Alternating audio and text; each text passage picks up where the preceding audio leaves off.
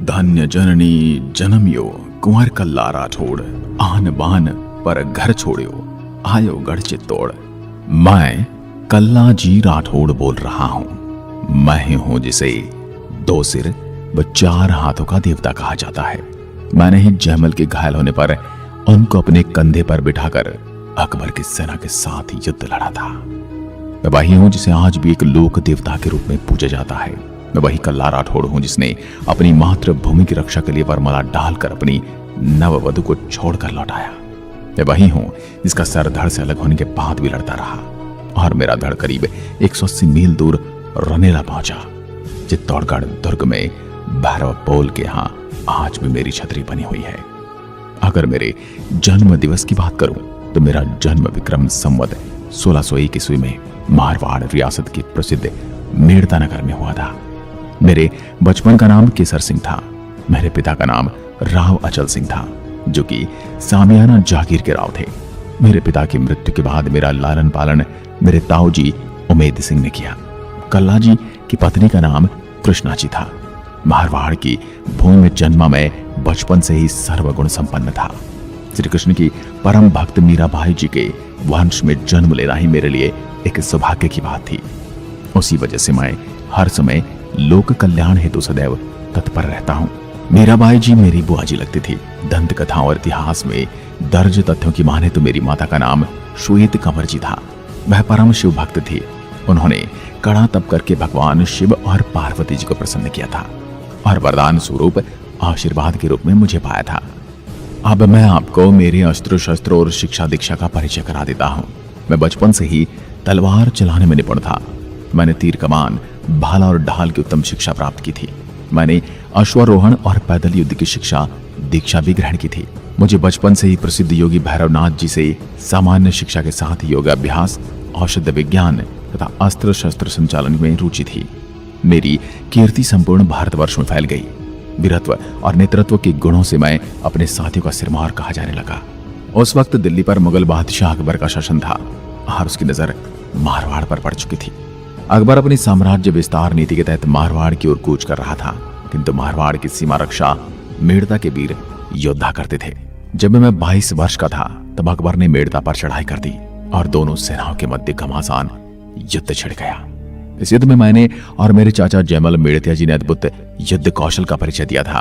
13 दिनों तक युद्ध चलता रहा, किंतु मुगलों की विशाल सेना के सामने मेड़ता की सेना बहुत दिनों तक युद्ध न लड़ सकी। राव जयमल मेड़तिया समझ चुके थे कि इस विशाल सेना के सामने अब टिक पाना मुश्किल है। इसलिए उन्होंने कूटनीति से काम लेकर अपनी सेना और परिवार के साथ मेड़ता से प्रस्थान करना उचित समझा। मेड़ता की समस्त सेना सहित जयमल जी ने चित्तौड़ की ओर प्रस्थान कर दिया। मेड़ता के वीर योद्धा मेरे साथ चित्तौड़ पहुंच जाते हैं। उस समय चित्तौड़ पर राणा उदय सिंह जी का शासन था और राणा उदय सिंह जी मेड़ता के वीरों का पराक्रम भली भांति जानते थे। उन्होंने सभी वीरों का भव्य स्वागत सत्कार किया। राणा उदय सिंह जी ने मेरे कौशल और शौर्य से परिचित थे, इसलिए उन्होंने मुझे एक महत्वपूर्ण कार्य दिया। मेवाड़ के अहम भाग 56 परगना रनेला में विद्रोह के स्वर उठ रहे थे। राणा उदय सिंह ने मुझे वहां शांति कायम करने हेतु भेजा और सुचारू रूप से शासन चला सके इसलिए मुझे रनेला का जागीरदार घोषित कर दिया। मैं अपने राज्य की जनता का दुख दर्द प्रतिदिन सुनता उनका निवारण करने लगा।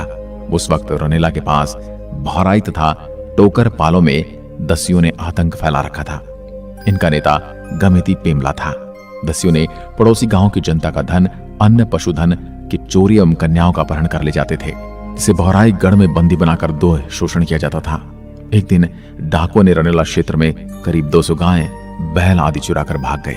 जब मैंने दुखी जनता का वृतांत सुना तब मैंने अपनी मर्यादा को ध्यान में रखकर व्यक्तिगत रूप से पेमला को समझाने हेतु पत्रवाहक के रूप में विजय सिंह को भौराईगढ़ भेजा, लेकिन पेमला नहीं माना। मैंने अपने राज्य की जनता को पेमला के आतंक से मुक्त कराने के लिए भौराईगढ़ पर सेना सहित चढ़ाई कर ली। इस युद्ध में स्वयं मैं, तेज सिंह, विजय सिंह, रणधीर सिंह आदि कई रनेला वासियों ने भाग लिया। इस युद्ध में स्वयं कृष्णकांत वीरवेश धारण कर बहिन चपला सहित सेना के साथ लड़ाई लड़ रही थी। मेरे सेनापति रणधीर सिंह ने पेमला का सिर धड़ से अलग कर दिया। पेमला 4000 दस्युओं और 500 राजपूतों की बलि लेकर रणचिंडी की तरफ हुई। इस प्रकार मैंने अपने राज्य की प्रजा को पेमला दस्यु से रक्षा की। भौराईगढ़ विजय के फलस्वरूप महाराणा उदय सिंह ने मुझे भौराई और टोकर क्षेत्र व सेनापति रणधीर सिंह को पेमला का सिर काटने के लिए राठौड़ा ग्राम पुरस्कार स्वरूप दिया गया। इस प्रकार मैंने 56 धरा के राव की उपाधि धारण की। इस बीच मेरे विवाह की घड़ी आ जाती है। मेरा विवाह शिवगढ़ के कृष्णदास चौहान की राजकुमारी कृष्णकांता के साथ तय हो जाती है। कुछ समय पश्चात ही कुंवर मैं विवाह की निश्चित तिथि के दिन विवाह के लिए बारातियों सहित शिवगढ़ प्रस्थान करता हूँ।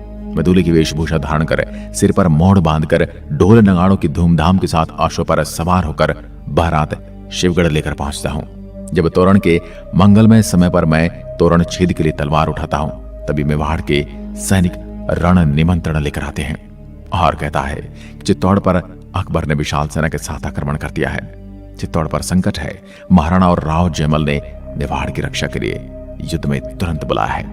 महाराणा का बीड़ा ग्रहण कर कर्तव्य, स्वाभिमान और मातृभूमि की पुकार सुन तोरण पर उठी तलवार पुनः खींच विभव सुख रूप सी राजकुमारी के ब्याह को छोड़कर मैं राजकुमारी कृष्णकांता से वरमाला ग्रहण कर राजकुमारी को पुनः आकर मिलने का वचन देकर सेना सहित चित्तौड़ प्रस्थान कर जाता हूं। मैंने वचन दिया था, मैं चाहे जो हो लेकिन मिलने जरूर आऊंगा। अकबर के आक्रमण की सूचना महाराणा उदय सिंह को युद्ध से पूर्व उनके पुत्र शक्ति सिंह से प्राप्त हो चुकी थी, जिस कारण महाराणा उदय सिंह ने बदनौर राव जयमिल मेड़तिया को दुर्गाध्यक्ष और सेनाध्यक्ष नियुक्त कर दुर्ग की रक्षा का संपूर्ण भार उन्हीं को सौंप दिया था। महाराणा उदय सिंह कुंभलगढ़ के सुरक्षित महलों में चले गए। जब अकबर को पता चला कि किले में राणा उदय सिंह नहीं है, तो उसने जयमल को एक संदेश भिजवाया कि आपको मेड़ता का राज वापस कर दिया जाएगा। आप चित्तौड़ को हमें देकर अपने राज्य में वापस चले जाओ। लेकिन जयमल ने उनकी वापसी में बहुत करारा जवाब दिया था, है गढ़ मारो मैं हूं धनी, असुर फिरे किम आण, कोचा जू त्रिकूटरी दीदी मने दीवान। यानी कि गढ़ मेरा है और एकलिंग जी के दीवान मेवाड़ के राजा किले की चाबी मुझे देकर गए हैं, इसलिए जब तक मैं जिंदा हूं किले में कोई दुश्मन नहीं प्रवेश कर सकता। इसके बाद अकबर ने उनको थोड़ा और लालच दिया और मेड़ता के साथ आपको नागौर भी देने के लिए तैयार हूं, आप चित्तौड़ छोड़कर चले जाइए। पर इस पर जयमल ने वापस जवाब दिया, भूख न मिटाए मेड़ तो और न मिटाए नागौर, रजवट भूख अनोखड़ी मरिया मिटाए चित्तौड़। यानी कि ना मेरी भूख मेड़ता से मिटने वाली है और न ही नागौर से। यह राजपूत की वीरता की भूख है जो मेरे मरने के बाद ही मिटेगी। इसके बाद अकबर के पास कोई विकल्प नहीं बचता और वो लगातार अपनी तोपों से चित्तौड़ पर आक्रमण करने लगता है। वो दिन में चित्तौड़ की दीवार तोड़ता, लेकिन रात में जयमल उस दीवार को वापस चुनवा देते। एक रात जब जयमल वापस दीवार को चुनवा रहे थे, तब अकबर ने देख लिया और अपने संग्राम नामक बंदूक से जयमल को गोली मारता है, जिससे जयमल घायल हो जाते हैं। दुर्ग में सेनाध्यक्ष जयमल के घायल होने के शोक की लहर छा जाती है। जब बादशाह ने देखा कि किला आसानी से प्राप्त नहीं होगा, तो उसने सुरंगे और साबत यानी जमीन में ढके हुए मार्ग जिससे सेना किले की दीवार तक पहुंच सके बनवाना आरंभ कर दिया। सुरंगे तलहटी तक पहुंच गई और उनमें 80 मन और दूसरी में 120 मन बारूद भरी गई। इनके छूटने से किले का भर जुड़ गया और कई योद्धा हताहत हुए, परंतु अब तक अकबर को युद्ध में सफलता नहीं मिली। अकबर के सैनिकों ने कई जगह किले की दीवारें तोड़ दी, परंतु राजपूतों ने पुनः बना ली। इसके बाद अकबर के पास कोई विकल्प नहीं बचता है। रात्रि में सभी क्षत्रियों क्षेत्राणियों ने एकत्र होकर शाही फौज का बढ़ता हुआ दबाव, दुर्ग में गोला बारूद की कमी, भोजन की कमी और सेनाध्यक्ष के घायल होने के कारण जोहर और शाका का फैसला किया। तारीख 24 फरवरी 1568 और 13,000 राजपूत रमणियों और राजकुमारियों ने क्षत्रियों ने दुर्ग के गौमुख में स्नान कर केसरिया साफा धारण कर गंगा जल का पान कर सुगंधित इत्र का छिड़काव कर व गीता पाठ सुन 2 हाथों में तलवार धारण कर विशाल प्रांगण में एकत्रित हो गए। बड़े हर्ष और उमंग के साथ चित्तौड़ की साहसी योद्धाओं ने केसरिया वस्त्र धारण कर अमलपान किया। सेनाध्यक्ष राव जयमल ने सरदार को अमलपान कराया। सेनाध्यक्ष के अंतिम मनोहार को चित्तौड़ की सेना ने बड़े प्रेम और सत्कार से स्वीकार किया। अब राजपूतों के उत्साह की कोई सीमा न रही। इस युद्ध में घायल सेनापति जयमल को लड़ते लड़ते युद्ध में वीरगति प्राप्त करने की इच्छा थी, लेकिन गोली जयमल की जांग में लगी थी। युद्ध करना तो दूर, वो चलने फिरने में मजबूर हो गए थे। तब मैंने काका जयमल जी की पीड़ा को दूर करने के लिए अपनी पीठ पर बैठाकर युद्ध करने का फैसला किया। 25 फरवरी 1568 की सुबह राजपूतों व क्षत्रियों ने 2 हाथों में तलवार धारण कर और मैंने अपने 60 साल के काका जयमल जी को अपनी पीठ पर बैठाकर उनके दोनों हाथों में भवानी धारण कर मुगल सेना पर भूखे शेर की तरह टूट पड़े। किले के विशाल कपाट खोलकर आक्रमण कर दिया। जयमल पत्ता और ईश्वरदास आदि अपने प्राणों के मोह छोड़कर अपनी दोनों भुजाओं से तलवार चलाते हुए देशभक्त शूरवीर सैनिकों एवं शत्रुओं के साथ शत्रु दल पर भूखे शेर की भांति महाकाल बनकर टूट पड़े। शत्रुओं ने जय एकलिंगनाथ जय महादेव के नारों के साथ कई मुगलों को मार डाला। वहीं मेरा और बीरवर जयमल जी का चतुर्भुज रूप रणभूमि में कहीं भी गुजरता, वहीं वो शत्रु सेना का मैदान साफ हो जाता। ये देख शत्रु सेना मैदान से भागने लगी। बादशाह अकबर ने मुगल सेना को रण क्षेत्र से पीछे हटते देख राजपूतों पर मतवाले खूनी हाथियों को छोड़ दिया।